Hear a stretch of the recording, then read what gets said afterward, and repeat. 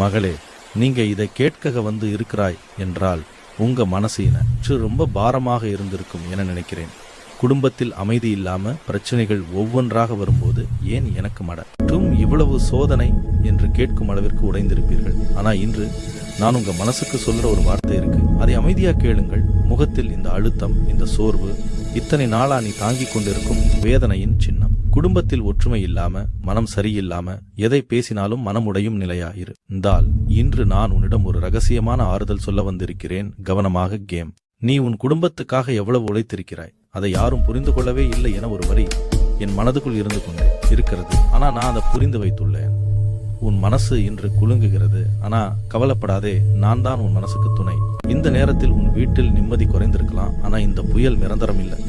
ஆனா உண்மையில் என்ன நடக்குது தெரியுமா?